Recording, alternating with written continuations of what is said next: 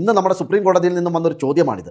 ഹിന്ദു പെൺകുട്ടി മുസ്ലിമിനെ വിവാഹം കഴിച്ചാൽ രാജ്യത്തിൻ്റെ ദേശീയ ഘടന തകരുമോ? ഈ വാർത്ത കണ്ടതും സോഷ്യൽ മീഡിയയിലെ പ്രധാനപ്പെട്ട മുസ്ലിം വിദ്വേഷ പ്രചാരകയായ ലക്ഷ്മി കോണോത്തിൻ്റെ രക്തം തിളച്ചു. അത് സ്വാഭാവികമാണല്ലോ.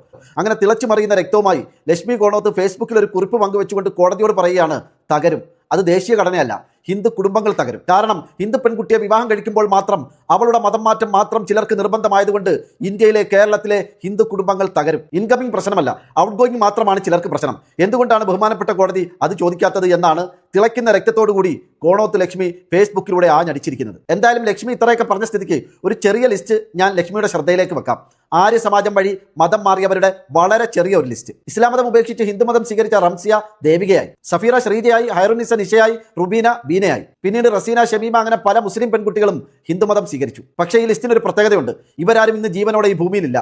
ചിലരൊക്കെ പൊള്ളലേറ്റ് മരിച്ചപ്പോൾ മറ്റു ചിലരൊക്കെ ദുരൂഹ സാഹചര്യത്തിൽ മരണപ്പെട്ട നിലയിൽ കണ്ടെത്തി. റെയിൽവേ ട്രാക്കിലും ഒരു മുഴം കയറിലും പൊട്ടക്കിണറ്റിലും പുഴയിലുമൊക്കെയായി മറ്റുള്ളവരെയും മരിച്ച നിലയിൽ കണ്ടെത്തി. ചുരുക്കി പറഞ്ഞാൽ ആർഷഭാരത സംസ്കാര സമ്പന്നരായ ഹിന്ദു യുവാക്കളോടൊപ്പം ഒളിച്ചോടിപ്പോയി വിവാഹം കഴിച്ച് സനാതന മാർഗം തിരഞ്ഞെടുത്ത ഈ മുസ്ലിം പെൺകുട്ടികളൊക്കെ അതോടെ ഈ ഭൂമിയിൽ നിന്നും അപ്രത്യക്ഷരായി. തകർന്നുപോയ ഹിന്ദു കുടുംബങ്ങളെക്കുറിച്ച് ലക്ഷ്മി എപ്പോഴെങ്കിലും സംസാരിച്ചിട്ടുണ്ടോ?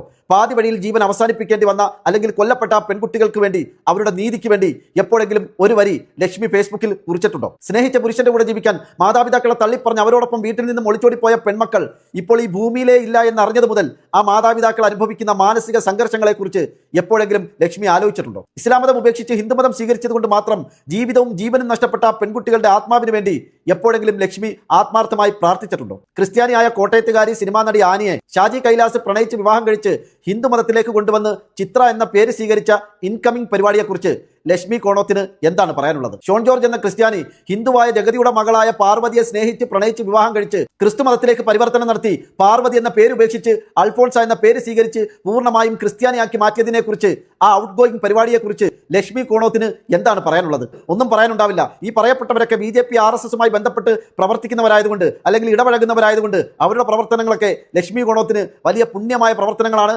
ആർഷഭാരത സംസ്കാരത്തിന്റെ സമ്പന്നമായ അടയാളപ്പെടുത്തലുകളാണ്. എന്നാൽ ലോകത്ത് എവിടെയെങ്കിലും ഒരു മുസ്ലിം യുവാവും ഒരു ഹിന്ദു പെൺകുട്ടിയും സ്നേഹിച്ച് വിവാഹം കഴിച്ചു പോയാൽ പിന്നെ ലക്ഷ്മിക്ക് കിടക്കപ്പുറതിയില്ല, ഊണില്ല, ഉറക്കമില്ല, നിലവിളിയോട് നിലവിളി. ലക്ഷ്മിയോട് എനിക്ക് പറയാനുള്ളത്, സ്വന്തം മതവിശ്വാസം ഉപേക്ഷിച്ച് ഹിന്ദു മതത്തിലേക്ക് വന്ന മുസ്ലിം പെൺകുട്ടികളിൽ, ക്രിസ്ത്യൻ പെൺകുട്ടികളിൽ എത്ര പേർ ഇന്ന് ജീവനോടെയുണ്ട്, ഹിന്ദു കുടുംബങ്ങളിൽ സന്തോഷത്തോടു കൂടി ജീവിച്ചിരിപ്പുണ്ട് എന്നതിനെക്കുറിച്ച് കൃത്യമായ ഒരു അന്വേഷണം നടത്താൻ ലക്ഷ്മി ആദ്യം തയ്യാറാവുക.